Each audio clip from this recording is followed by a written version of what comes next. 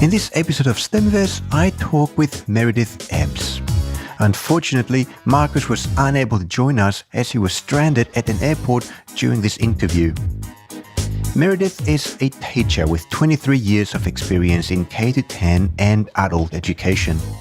She's interested in integrating STEM into classrooms, and she's also working as the New South Wales Project Officer for the CSER program with the University of Adelaide.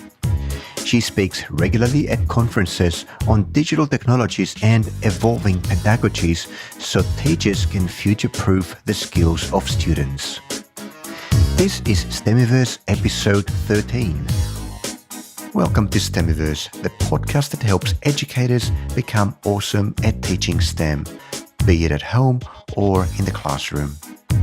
I'm Peter Dalmaris, and with my co-host Marcus Sharpie, our mission is to bring you the experiences of educators, students and stakeholders who strive every day to make the teaching and learning of science, technology, engineering, mathematics and art better.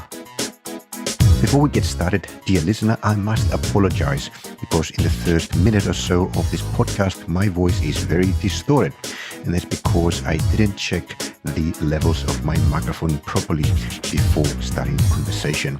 It's only going to be for less than a minute. After that, the levels and the audio quality goes back to normal. So really sorry about that. So Meridith, thank you very much for joining just me today in this episode of Stemiverse. Unfortunately, Marcus was trying to get to Melbourne on a plane, but the plane broke down. Marcus is fine, but the flight was cancelled. So it's just us. So thank you again for making the time to talk to me. I'd like to get started by asking you to take a few minutes and tell us a bit about yourself, a little bit about your background and how your, I suppose, personal history brought you to where you are now in the context of education. Thanks for having me.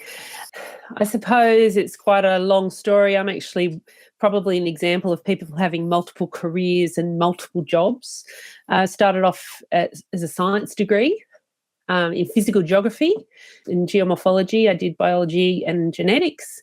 And I also did a diploma of education in primary school teaching and sort of went via primary school teaching because there was no work in science. I did get a job in science eventually, but only for a short contract. And then I left teaching and went into the corporate world and was a computer trainer in the 90s, late 90s. And as a result, the first thing I had to do was sit in on every single Microsoft Office course that they ran, and I had to learn Microsoft Office Suite. And the first course they gave me was Access. That was my first product. And that sort of led into technical writing, which led into working with a group of programmers as their translator. So I used to go to their meetings and the customer would tell the programmer what they wanted and I would interpret that into programmer speak and then translate programmer speak back to the regular person's talk. And that was a really enjoyable time, the technical writing. I worked on the Sydney Olympics and all sorts of internal systems in the city. And when I moved away from Sydney to regional New South Wales, what can I do for a job? Oh, yeah, I'm a teacher. So I ended up about 16 years ago, ended up back in teaching, and that's where I've been. But in that role, I've always been a technical, expert, like the computer teacher or advising the staff on and upskilling staff on computers. And I think just with the big interest in technology in the last 5 to 10 years, that's really developed from there. And so I've gone back to being interested in coding, and not that I was ever a programmer. I was never a programmer. So my programming skills from a programmer's perspective are quite poor. But from, I've got basics. So that's sort of, and now it's sort of diverged into making and STEM and all sorts of things. So it's a bit crazy. So you started, it's quite impressive. You've got multiple university degrees that go across a wide range of topics. I think you mentioned geography, right? Something called physical geography. Is that what you meant? Physical geography. So it was looking at soils and land processes and how rivers work and how, erosion so a lot of people with those degrees work in councils, or I worked for Sydney Water for a while. So those sorts of environmental areas, because in the early 90s that was a big boom, but by the time I graduated the jobs were less than they led us to believe. So I was lucky I'd done teaching. I really enjoy teaching, but I've enjoyed all the jobs I've done. I think it's created quite a diverse skill set. Yeah, exactly. So you've got a lot of experience from different places. I'm just curious. You mentioned that after your various degrees in universities, then you did a lot of corporate training, like you mentioned Microsoft Office. That was corporate, so I guess it was a lot more applied in some way. Could you compare the learning style or teaching style in university versus what you experienced with Microsoft? I worked for a private company, and what they used to do was invite people. So we did work for major banks and things where they rolled out when they were doing a computer rollout, the staff would come to us for a day, and while they were with us, they would often be having their computers replaced, and then they'd go back and they'd have the new system. So it was more working with adults was probably the different part to working with primary school teachers. But as far as what I'm doing with the university now, with the University of Adelaide, it's probably quite similar, because I'm working with people who are sometimes very hesitant toward technology, see the importance of it, but don't know where to start. So that's probably the similarity. So when I did my master's, it was in adult education. Mm-hmm. And so I've actually taught from K to 10, and I've taught adults. So at what point did you decide that you want to become a teacher? I don't know. There was ever a time. I actually did work experience in teaching when I was in year 10. So teaching was something that was always quite appealing to me. But at the same time, it's been a little bit frustrating because it's such a large range of skills with different teachers, and even my skills lack in areas, where I haven't, because I've been a specialist. There are areas which I feel I need more help with, in teaching literacy, for instance. That's not something that's a forte for me. I can do it, but it's not something I'm passionate about. So PE is my...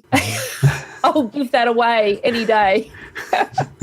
Not for everyone. but it's, I think I was always interested in teaching. I'd like to take a few minutes and explore especially your early years in teaching. If you could place it somewhere in time as well, so that our audience can get an understanding of what it was like back then. And then I'd like to talk about if there was something equivalent to what today we call STEM back then, or if not, what was technology or science teaching like back then, then contrast it to what is starting to happen today. So what was your early years like? So my first year of teaching, I had a blackboard and chalk. I hated it. I've always been passionate about teaching science, probably because of my science degree. And I've always been passionate about giving kids a love of science, which is something that a lot of primary schools lack, because a lot of primary school teachers don't have a specialty in science. Those teachers do secondary. So in terms of science teaching, I've always had passion. Like, I remember my first year, we were building volcanoes with vinegar and bicarbonate out of paper mache, and we painted the windows, which was quite rebellious of me. We, painted volcanoes on the windows, and the kids were horrified that I said, don't worry, it will come off. We can wash it. So, razor blades on the last day of term, scraping the paint off. So I've probably always been a little bit of a disruptor in that sense. And in terms of technology, we had none. There was none. There was no computers. There was no computer room. And that was in 1995.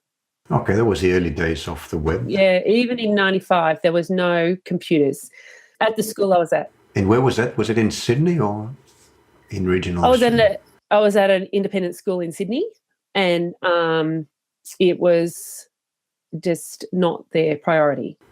And what was science teaching like? Was it like a strict subject? You follow the curriculum? Yeah, no, I've always been, when I went through uni, I went to Macquarie Uni, and they were very passionate at that time about integrated teaching. And that's where I sort of decided I was going to be an integrated teacher. And I used to teach, if I was doing volcanoes, everything was on volcanoes. We read stories about volcanoes and, geography, where are the volcanoes, talking about Pacific Rim and. Could you describe or define what is integrated teaching? So I would do English content and geography. We talked about where they're located. We didn't just do the science of what they look like and how they're structured and that sort of thing.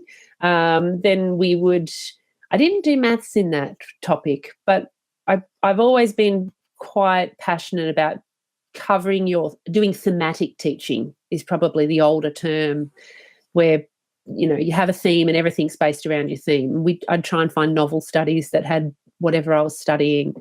So it's all now, as opposed to now, I think you've got a whole range of people who do different things, but I'm still a thematic teacher.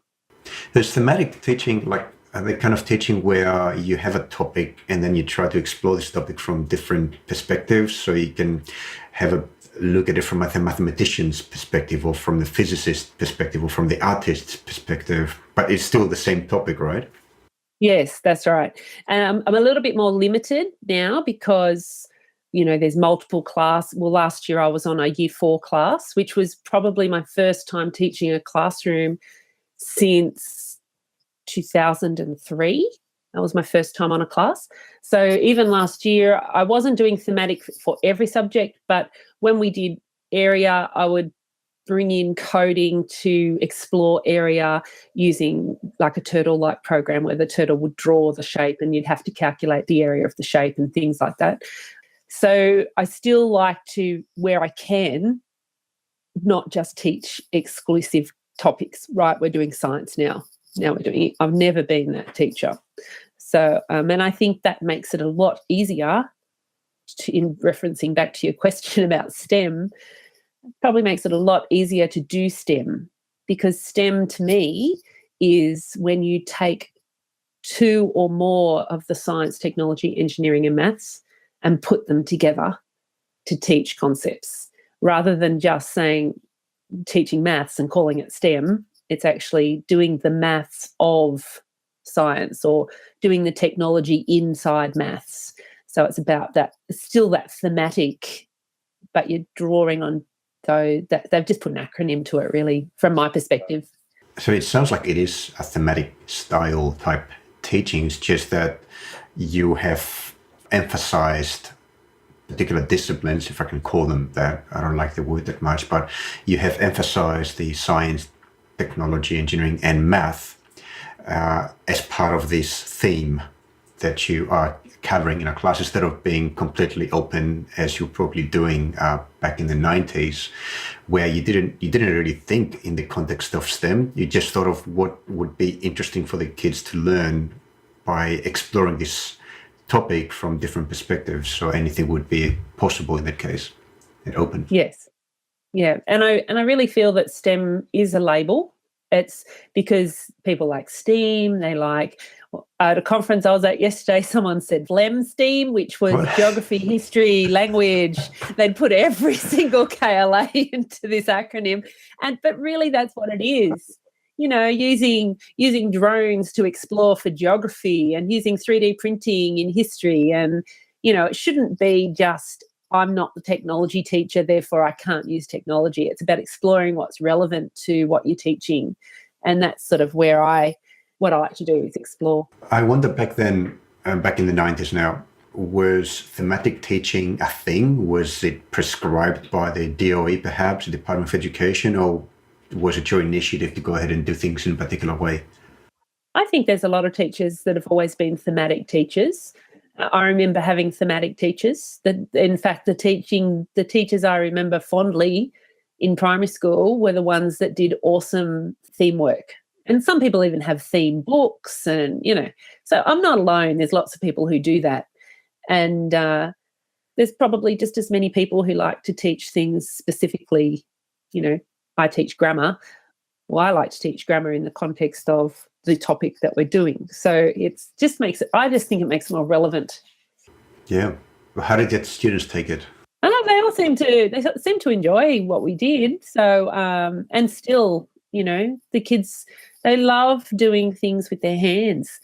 And I often find the children who are hard to engage are often interested, just as interested as everyone else. If you've got hands on and you're busy and you're doing, there's no time to rest when you're in a classroom that's building and doing. Yeah, I think that's the fact that the attention of children, we know how narrow that attention span is. If you can capture it by giving them a project that they invest something of themselves in it, then I suppose the learning outcomes would be far superior than just look at the blackboard and my notes on the blackboard. Yeah, I find there is a place for that style of teaching, but that isn't my dominant space. Yeah.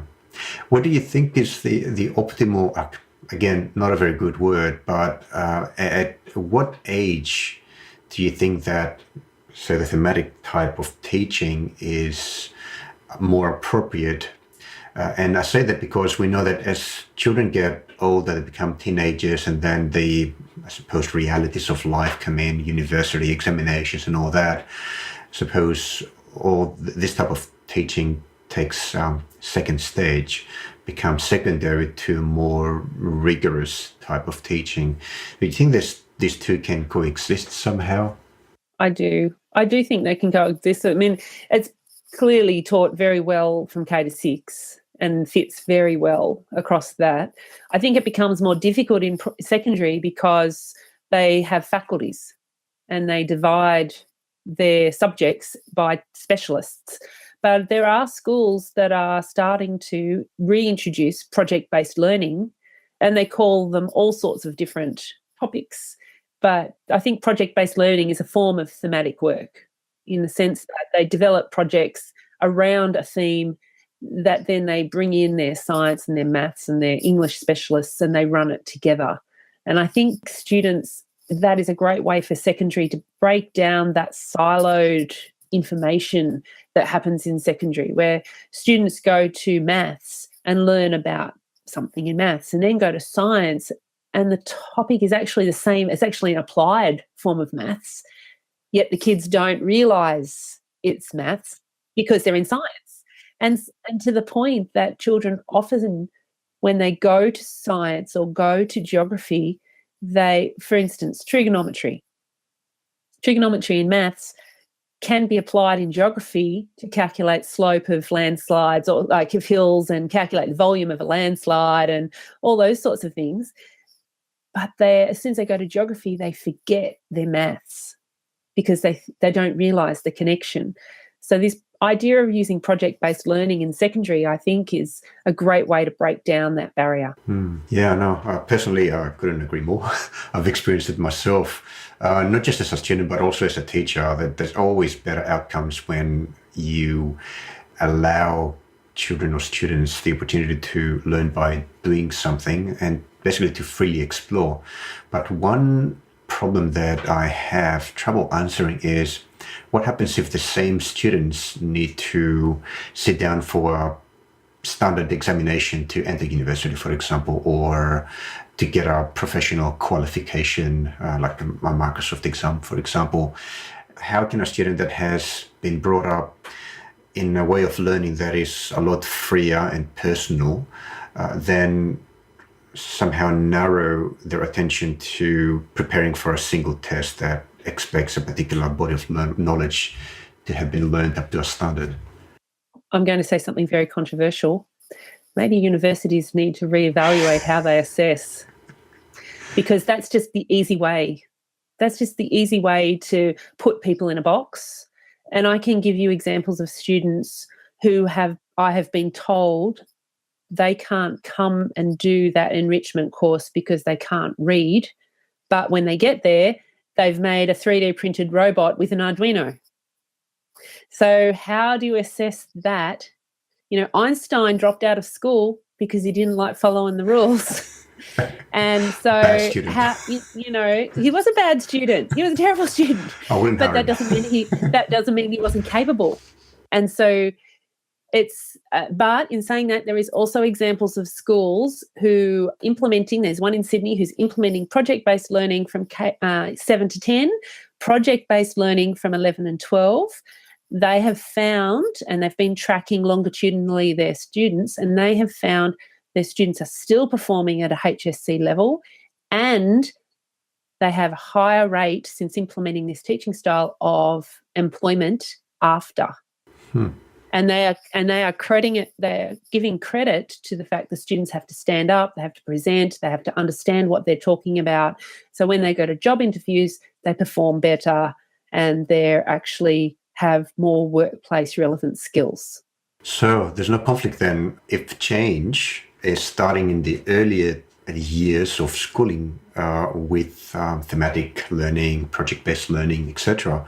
That should start somehow influencing how universities accept students in their courses, starting perhaps with examination and a rethinking of how examinations and entry to the university system happens. Maybe it's an interview process, or maybe it's producing examples of why they should be in that. I mean, I just read yesterday that Australia is third in the list of most innovative countries, and I didn't really get to read it properly to find out why we were considered third or how that was assessed, but we were third and we were behind Korea and China, I think, and then it was the US and France, and yet we're not performing in the Pisa tests as high as we think we should.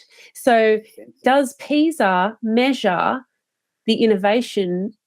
Because in the innovation tests we've performed highly, but in Pisa we're not. So do they match? Mm-hmm. Yeah, do they need to match? Do they need to match? We need to really evaluate what is the purpose of school. What do we want to measure when kids finish school? What should they be able to do? Are we preparing them for workplace? Are we preparing them to be good citizens? What are we preparing them for? Are we preparing them to sit a test? I think the test is what's happening now, at least in my school years. So even though I had my normal childhood inbuilt curiosity and I wanted to discover and learn things, I felt that I had to just focus on what's in the textbook, and everything else was not important just for the duration of preparing for the exams. No, I agree. And a lot of kids don't perform. Yeah, it's no wonder. I know that in the US and top universities like Stanford University, MIT, and there's a few others there in the list, portfolio-based entry is possible. So a student that has got projects built over the last 10 years as a student or as an before entering the university, I can just put everything in a portfolio and then show as what's called acceptance committee. It's a committee that looks at those portfolios, and this is what I've done. There's no examinations involved. Is something like that, to your knowledge, starting to happen in Australia? The University of Newcastle does that. Mm-hmm. We've got a lot of students that get pre-acceptance into Newcastle before they've done their HSC at the school I'm at. Could you tell us how that works? Like a student today, how can they prepare to take advantage of that new system or method of entry? I'm not sure how they access it. I presume you would just ring the university and ask. But particularly for medicine, they are taking people based on interview for medicine as well as your exam marks. And so I think what they're looking for is doctors with a bedside manner. Right.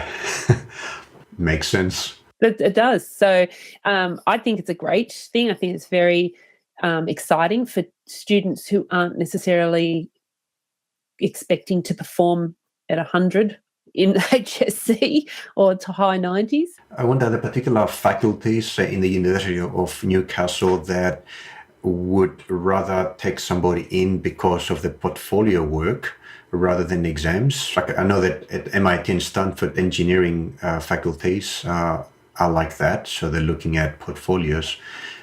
What is it like in Australia? Well, I don't know. I only know of University of Newcastle, so I would love that. I think that would be a fantastic thing. I've got a student who was getting special education support for reading right through his primary years. I taught him in year 8. He created for me a remote control lawnmower. I need one of those. He found the lawnmower on the side of the road, rebuilt it mechanically, attached the remote control structure, and then videoed himself, but he was walking around behind the lawn. He was following it around. So he was mowing, testing it. And I said, aren't you supposed to be sitting up on the deck? He said, I had to make sure there was no sticks and, you had to check it wasn't running over something. So yeah, no, a perfect candidate for an engineering faculty, I think. He's talking aeronautical engineering. He actually got his pilot's license before he got his driver's license. But you can think about how many different, I suppose, things that same person would be very good at. It wouldn't be just in engineering, but I'm thinking in business, in innovation, in software development. There's just so many different attributes that have to come together in order for somebody to build a working gadget like that. That's right.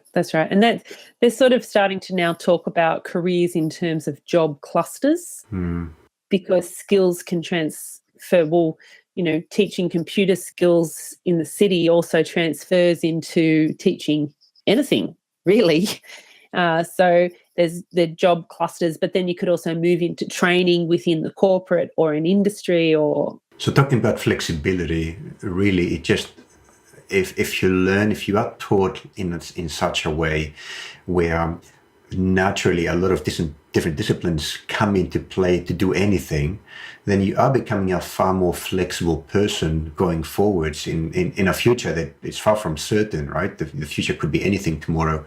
Nobody really knows what it's going to be like. So you are building flexibility into the system. I think that's what we need to do. Yeah. So I wonder now, so you've done your teaching for about 10 years. How long have you been a teacher? If you include my adult ed, probably heading up to 30 years. No, not that long, 25 maybe. Still extensive experience. Yes, but that includes across a whole range of industries. Yes. So I've taught, So you've got a wide range of experiences, not just in terms of the amount of time that you spend as an educator, but of also the ages of students, the topics that you've taught, the methodologies you've used. So now you're in the University of Adelaide. Is that correct? I work for the University of Adelaide. I'm the New South Wales Project Officer. Can you tell us a bit about that and what you're working on at the moment? So I'm the New South Wales Project Officer, and we received federal funding to provide free support within each state with our project officers' roles. So there's one of me in every state. The course has been around since about 2014, and it's always been free. It's a MOOC, massive open online course. And the funding allowed the university then expand it and provide face-to-face support. And we also offer a lending library. So the lending library is available to any school to borrow. We do have a prioritised list. So if they've signed up for our course and headed toward completing our course, if they're low socioeconomic, so the CSER number on my school website would be less than 1,000, and they have a higher Indigenous population. So we look for 25 or more students in the school, but if they're a small school, it comes down to the ratio, the percentage of students. So you're trying to make sure that groups of people that potentially not call them privileged, they have some sort of handicap. I'm not sure if that's the wrong word, but you are seeking to provide additional help to such groups. Additional help for schools that are low funded or have a high disadvantaged background of students. Sometimes it's about being remote. If they're very remote, we've got some schools that are in very far western New South Wales or central Australia, north of Western Australia. So there's lots of places, and we go there. So we're all part-time. We're all 3 days a week and have other jobs as well, most of us, and we travel. So yesterday I was in Lismore. The day before that I was in Coffs Harbour. A couple of weeks ago I was in Wollongong. So can you tell us about the MOOC and what is the course about? Why would a teacher be interested in it? So the course is teaching teachers about computational thinking. And computational thinking is one of the reasons we teach coding and robotics. So it's the thinking process that goes into solving problems and working out the algorithms or procedures to solve problems that we have. And we're teaching coding and robotics, but computational thinking is actually the thinking style that we're teaching by teaching those. There's not many courses like ours. Well, one, it's free. In New South Wales, it's 21 hours of professionally endorsed hours with New South Wales NSW, and it assumes no knowledge. So the fact that it assumes no knowledge, and it also doesn't assume that you're going to become a programmer. It's designed for teachers. It develops the language around computational thinking. It has a module on what is visual coding and why would you teach it and how do you do it. It has curriculum links. It is based in the Australian curriculum because that's what the majority of the country uses. But it does, we're in the process of mapping the New South Wales curriculum to it just for information purposes for New South Wales teachers. But it is an Australian curriculum course, and the Australian curriculum, the digital technologies component, will soon be inside the New South Wales Science and Technology syllabus. So it's not really optional anymore. It's not an option. It's actually required. Computational thinking is now a requirement. I think it's explicitly stated that it is an outcome that we're looking for. In the Australian curriculum, it is mentioned many, many times. Why is it so important? Why is it important? Yeah. It's important because I think they're looking at the future of jobs and the future employability. And so what skills are students going to need in 10, 15, 20 years? And I was at a conference at Google, and they predict that within 15 years, every single job will be computer science plus whatever your career choice is. So it's no longer I'm going to be a fashion designer, because the fashion designer is going to use virtual reality to display their dresses, or augmented reality to experience a catwalk, or, there's 3D printing, and all that goes into every single career. Yeah. And on top of that, whether you like it or not, you have the robotics and the automation of society that is just on the horizon. So who is going to service those robots? Who is going to program those robots? Who is going to design those robots? So there's all these new types of jobs that are coming up, and that creates with that a whole social issue for society of job loss and new jobs, and there's a lot of fear around that. But we will need to understand problems and how do we solve those problems. So I think it's good to expose children to that. I think it's quite important, in other words. I'm thinking the big push in universal literacy at least in Western societies, and probably I shouldn't say that, I use the word like globally, in developing societies, 18th, 19th century urbanization, I think, and industrialization required everybody to be able to read, do a bit of writing as well, and some simple calculations. So there was a huge drive around the world for governments to do that. Now we're going through a similar, perhaps I think more dramatic transformation in societies where automation, artificial intelligence, robotics completely transform the way that we live. So the new literacy there, the new literacy standard is not just being able to read and write, but also to understand how computers work. And that's where computational thinking comes in. It just gives you such a huge advantage in understanding how the world works. We can break things into little steps and find associations and rules, and basically that's how computers work. I totally agree. So do you think that Australia is heading the right way?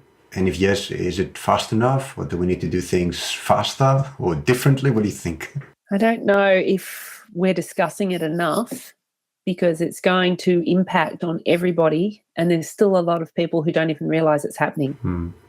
So I think we're trying hard and we're having a good go, but we need a lot of PD for teachers.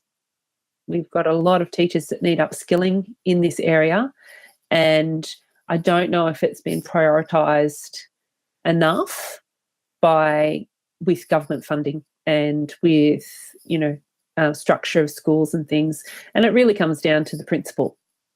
The schools with a principal that understand the issues, those schools are going ahead. Are there special programs for principals like they are for teachers? Well, we speak at Principals Network meetings. We speak at lots of different meetings, but I'm not aware of any special programs for principals other than their network meetings that they have. Right, yeah. So I suppose we are heading the right direction. It's just we need more, we need faster. As you mentioned earlier, when we compare Australia to other countries around the world, at least if you use innovation as a metric, Australia is doing really well. So I suppose there is success there. And I agree with you. Like what I see around me is a lot of really passionate and interested people and a lot of systems that are being put in place and designed today. So, but we need more. Yeah. Yeah. I don't think it will ever be fast enough, though. No. I don't know if faster is better. I think we just need knowledge, and we need the community to talk about it. We need people to talk about what are we going to do when jobs are automated? What are we going to do with those people? What are we going to do with the people who can't get work because they're not skilled in the right areas? So there's lots of social issues, I think, that are around this that truly need to be discussed. And there are people who are doing that, but I'm just not sure if it's broad enough. Do you feel that teachers that are coming out of teaching courses are ready for the kind of teaching that will be required of them as soon as they basically hit a classroom? I am quite aware of some universities that are doing a good job with training up their teachers, their pre-service teachers, but my experience with prac students is mixed. So when you have the pre-service teachers come to you, they're mixed. So some are really good, some are really keen, some not so much. And I think it's going to be on the schools to train those people when they get jobs. Let's stay on this for a little bit longer. How would you advise a new teacher? So let's say a teacher that's about to graduate and get into a classroom. How would you advise such a person to skill up or train or prepare for what's coming towards them? Do our course. Yeah. Good place to start. So they could do our course because it's free, and it will give them one extra thing that the other person doesn't have. Another is get a good mentor.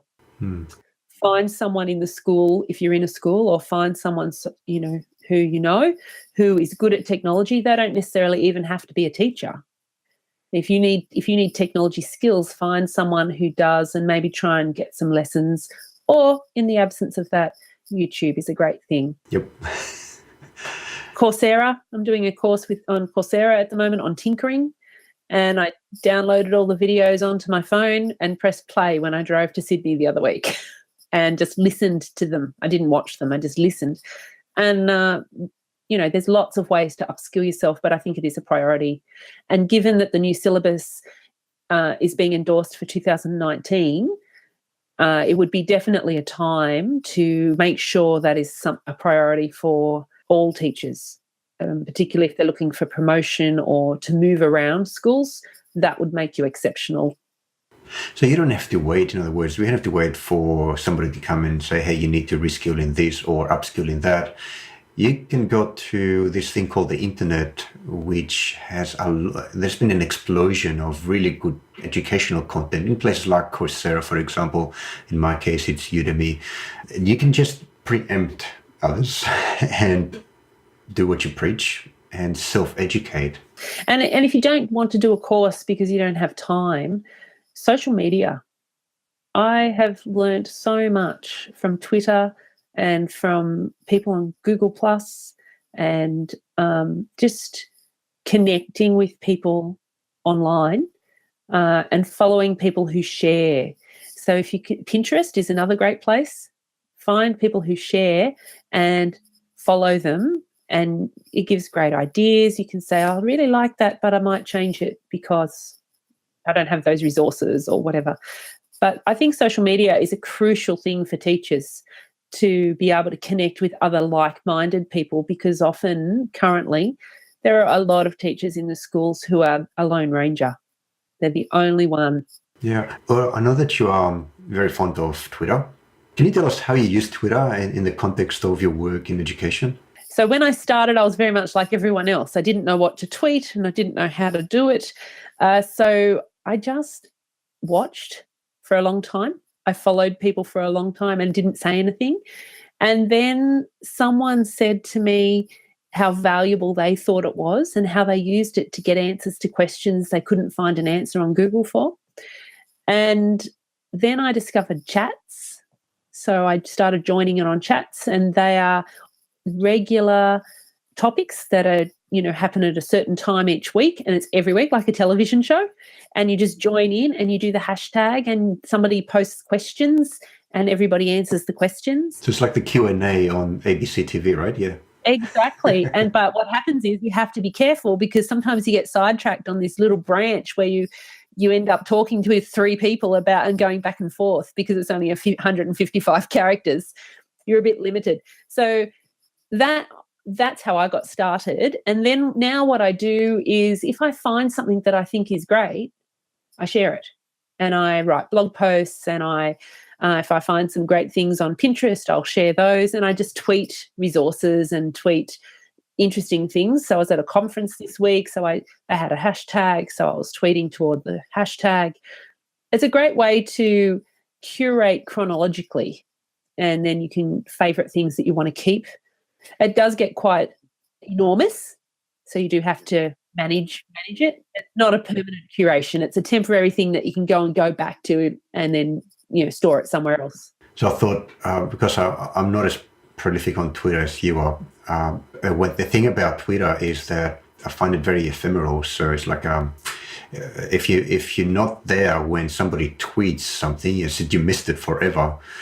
But do you use Twitter as a notepad? So here's a good idea. I'll tweet about it, and then I can always go back and check my own tweets and use it as a bookmark, perhaps, for a thought. Would that be a good use for it? When I'm at a conference, I sometimes do that. And then you can use a tool like Storify or something to then chop that part and put it into a link. And someone who does that quite well is Aussie Ed. Aussie Ed, yeah. Aussie Ed every Sunday night has a chat, and they will Storify their chat every week. And so if you want to go and look at that chat, you can go back, and they've just extracted those tweets for that time. It's not a good thing to do over a long period of time, though. So if you go to a conference and you tweet your notes, you really do need to go and extract those and do something with them. Otherwise, a week later, there's too many things gone, and if you're a frequent tweeter, you just can't find it. Yeah. So there's Twitter. You mentioned Pinterest as well. Why would you use Pinterest? So Pinterest is a bookmarking tool, and you bookmark via the picture. So if I've found a website that has some great projects on using Ozobots, for instance, and there's a picture on that page, you can pin that picture to a board. So on my Pinterest, I've got boards on all the different types of digital technologies that I explore and use.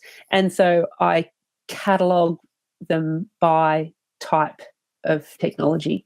And then Pinterest itself is like this massive, you can live in Pinterest for weeks if you really want to, because it's just so massive. It's very visual, yeah. It is very visual. I'd like to ask a few, I suppose, closing questions next. So we call these rapid fire questions. So rapid fire from my end, and then you can take as much time as you need to answer, but usually it's not that much time that we need to spend on each question. So I'd like to know if there are any such people, who was the one or two living or dead person or people that have really influenced the way that you especially teach, but also think? I'm actually really inspired by amazing women in the past. So people like Ada Lovelace and the women in Hidden Figures who continued to achieve and work on in their projects and their work without acknowledgement. And it's really pleasing to see that they're being acknowledged now in the past, for the past. But I really get inspired by women who just are achieving regardless. Yep. It's a bit of girl power. Great. Yeah, we need more of that.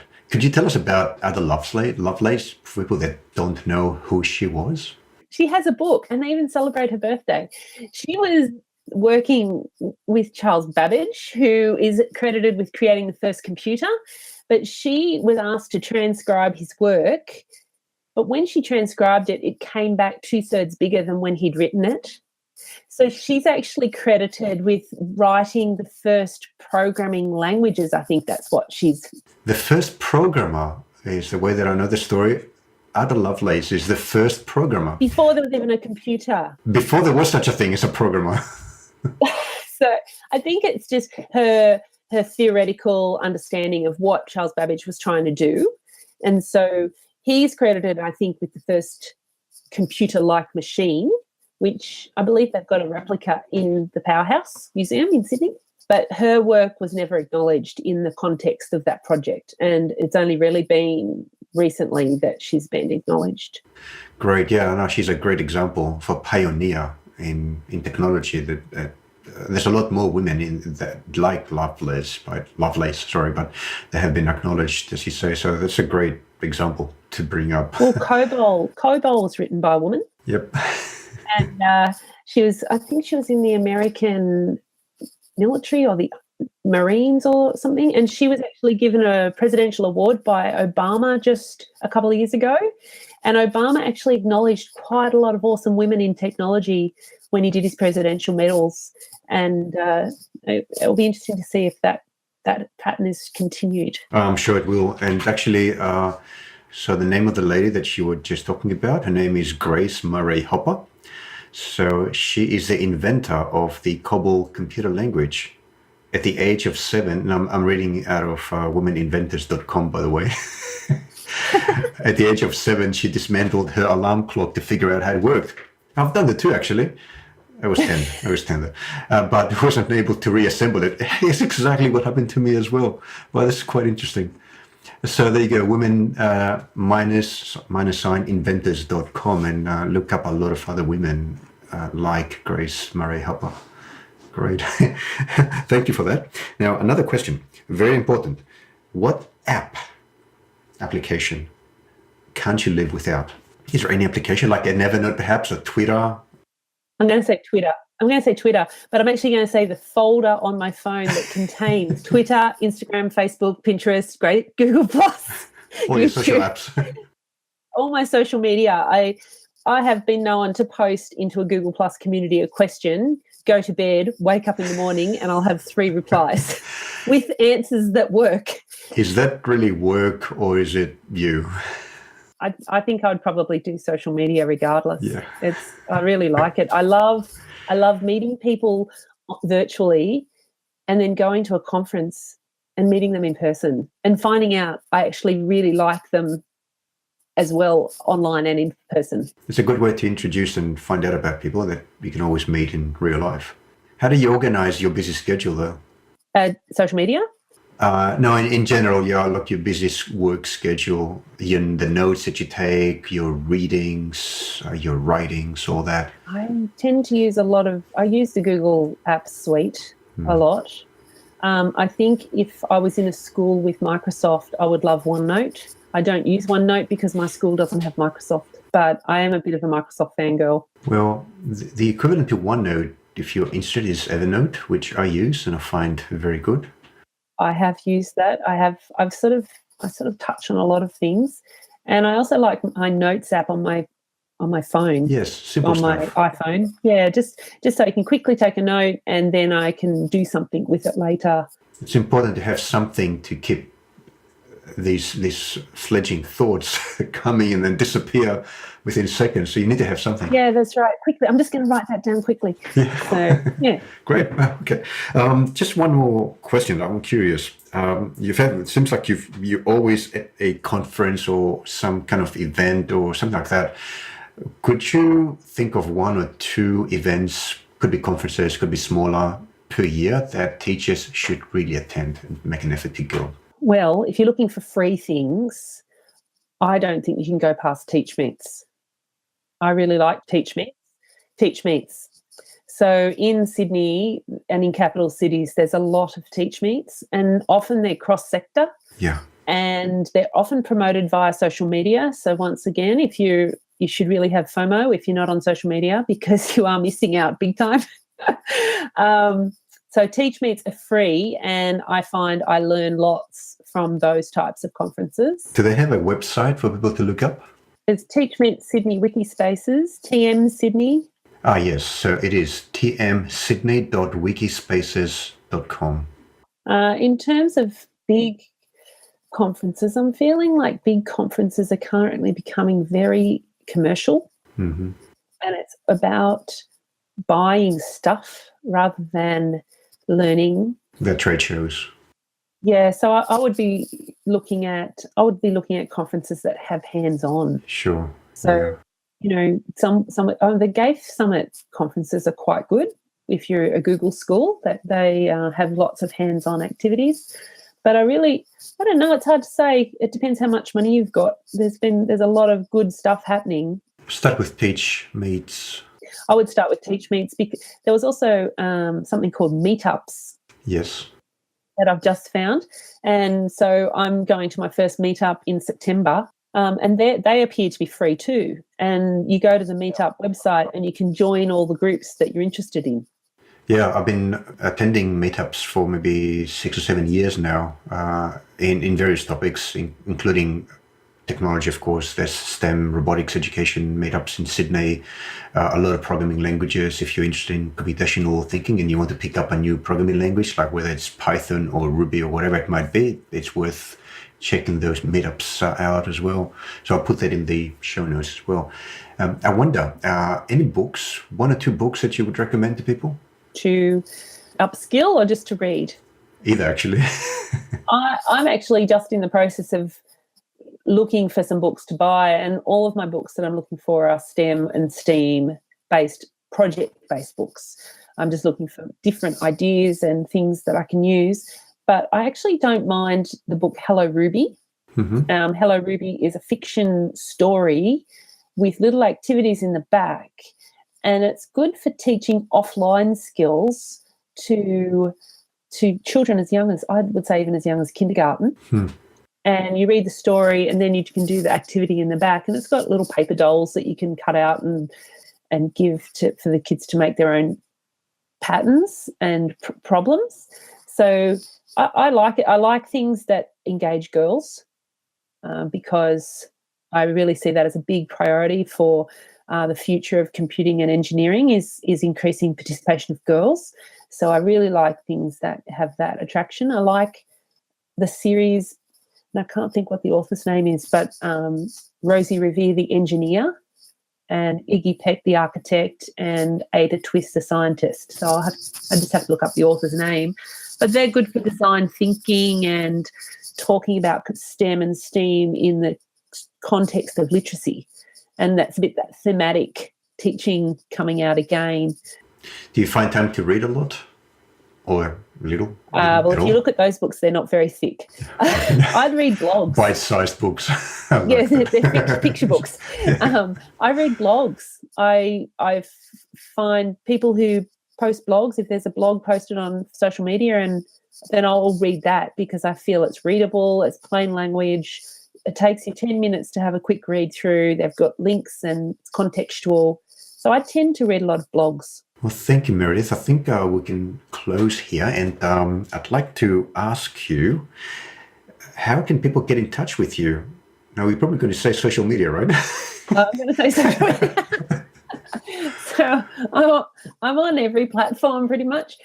If they would like to contact me about the university and having me come to their school, or having my equivalent in another state come to their school, that's all free. There's no charges. So they could contact me through the CSER moocs.adelaide.edu.au site, which I've sent to you. I've shared my electronic portfolio with you so that you might like to include that in your notes as well. But if they write to me on social media, I tend to write back.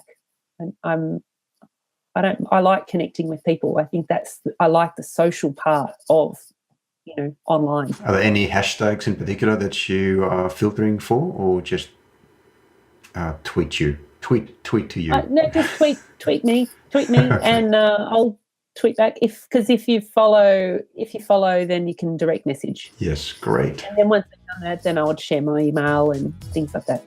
Great, so easy.